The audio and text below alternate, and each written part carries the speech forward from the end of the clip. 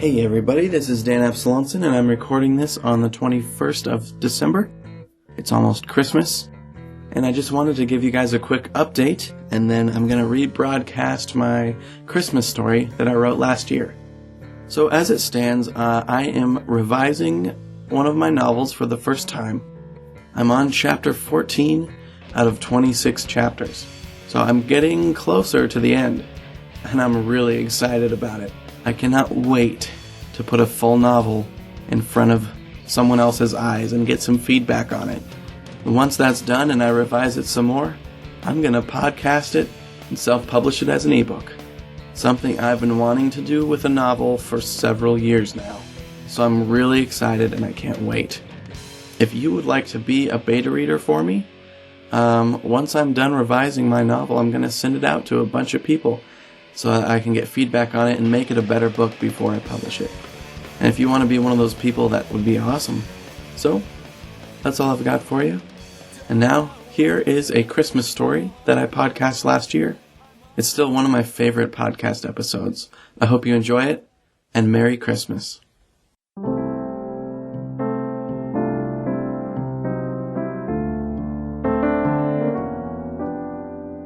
All I Want for Christmas is a VR Supercube. A short story written and read by Dan Absalonson.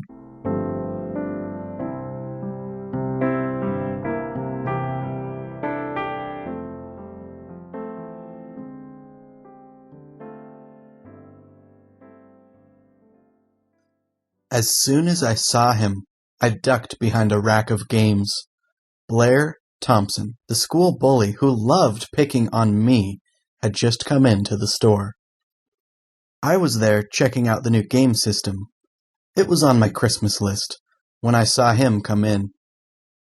If he spotted me, it would be trouble. As I frantically looked for an escape route, his mom walked in right behind him, and he said, "It's this one, Ma." He pointed to the display of the new virtual reality supercubes I had been looking at. If they walked towards them, they were sure to see me. I peered between the games and saw his mom's eyes drop down to the price tag. Come on, Blair. You think I make enough in tips to buy that thing? Don't you know we're barely making it right now? He didn't say anything. Blame your father. I was always telling him you need to get life insurance, but he kept saying we couldn't afford it. I'll get it someday when I make more money. Well, that someday never came, and now he's gone. That stupid man. Her anger turned to anguish as a few tears hopped out and rode down her cheeks. Come on, Ma, don't cry, please. She turned to him, and I could see the anger return to her eyes. She wiped the tears away and said, If you ever drop out of school, I'll kill you. I know, Ma, he said. No, I mean it. I'll find one of your father's tools in the garage or something, and it'll be all over for you.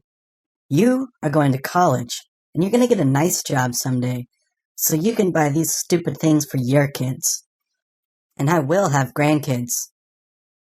I will have joy in this life again someday. You'll get a nice job. One that doesn't wear you out so much you just want to die at the end of every day. Does that sound like a way to live? Again, he said nothing.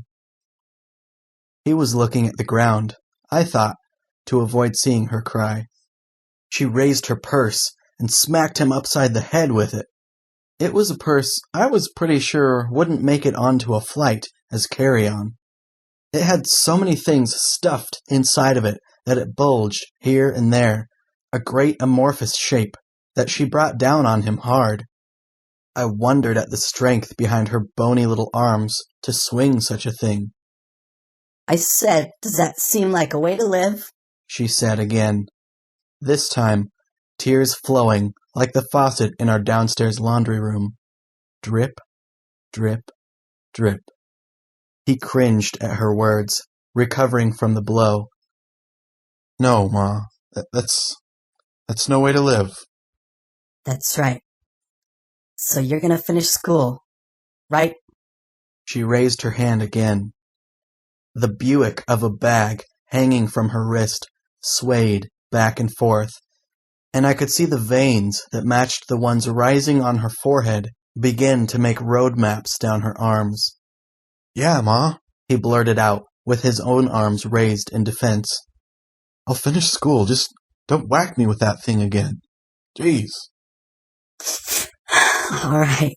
She said with a sniff, getting the control back in her voice. That's what I wanted to hear. Let's go. The bus comes in 10 minutes. You know, your father was just like me. We dropped out of high school, got a crappy job. Her voice faded into the crowded mall as they walked out of the game shop. As I watched them go, I realized my opinion of Blair had shifted. I still thought he was a big jerk, but now I knew part of the reason behind it.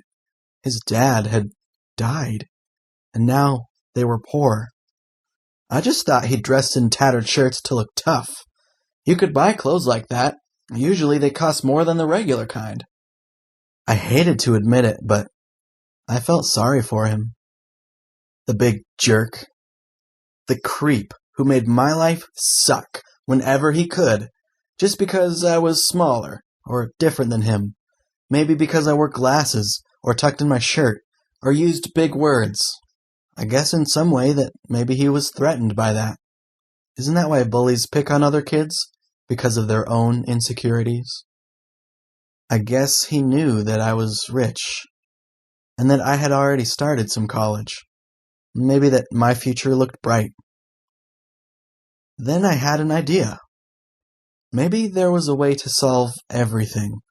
I mean, really work out the equation. I went home to ask my mom if she would be okay with my idea.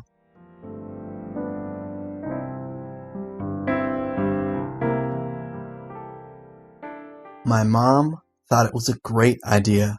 I stopped counting how many times she said, "I'm so proud of you." So here I was, on Christmas morning, standing on Big Bad Blair's porch, with a huge wrapped box in my hands. A tiny card was taped over where my mom had written my name, on which I wrote, "To Blair, from Alfred." His mom answered the door in a bathrobe. Hello? Do I know you? What are you doing here on Christmas? Is Blair home, ma'am? I asked. Well, yeah. He's just in the living room. Hold on. She turned her head back to the house. Blair, there's someone here to see you. She turned back to me, mustered a quick, rather fake smile, and said, Merry Christmas. Then she turned and walked back into the house. A few seconds later, Blair came to the door in boxers and one of his ratty black t-shirts. As soon as he saw me, his face turned the perfect color of Christmas red, and he said, "What are you doing here?" I didn't say anything. I was afraid that no matter what I said, he was going to punch me. So instead, I stuck out the present towards him and looked down. "Have you finally lost all your marbles, Freckleface?" I was a statue, dressed in warm clothes. I didn't know what else to do. I couldn't get myself to say anything, so I just waited for him to take the gift.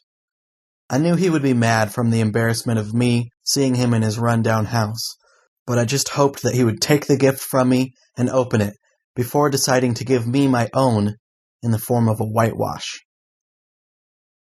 His narrowed white eyes, breaking up all the redness in his face, never left mine as he grabbed the box from my hands and started unwrapping it. "You think you can just get out of—" he started to say as he pulled away the wrapping. Then he saw the box. "Is this some kind of joke?"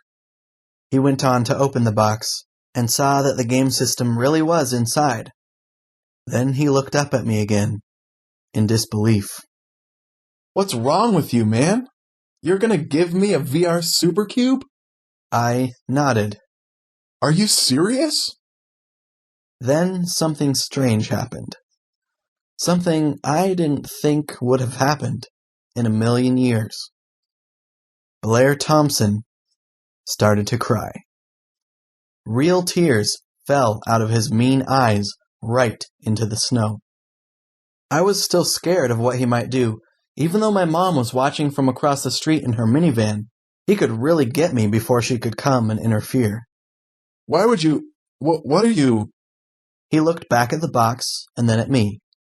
Don't hit me, I said, but I was in Gamer's place when you and your mom came in yesterday. I sort of overheard your conversation. I thought that I would give you mine. But I make your life suck. Why would you do that? Well, I heard about your dad. I never knew. That's gotta suck worse than being bullied. Yeah, it does. We stood there in silence for a little while. He looked back down at the box. You're really giving this to me, you freak? Yeah, I said. And then his expression changed. He wiped his drying tears away. I don't know what to say, man, he said. Dang, he had never called me man before, only stupid, mean nicknames. I was instantly brave and said, how about Merry Christmas and I promise not to bully you anymore? He laughed. It surprised me, maybe more than him when I had given him the gift. Only if you never tell a soul that you saw me cry. He reached out his hand. I shook it and said, deal. So, have you played one of these before? No, I said. Well, do you want to? Yeah, I said. Well, let's go get it out of the box. Okay, I said, and turned back to my mom. Mom, can I stay for a while? Sure, sweetie. I'll be back at 11 to pick you up for lunch at Grandma's. Okay. Thanks, Mom. Blair had started to laugh again. I looked at him. What? You're such a nerd, Sanders. Come on. We played for hours. It was the most fun I'd ever had on Christmas morning. The end.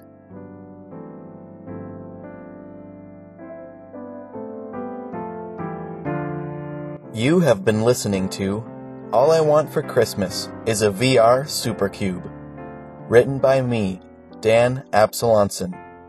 You can find more short stories at my blog, writingsofdan.blogspot.com. Thanks for listening, everyone, and happy holidays.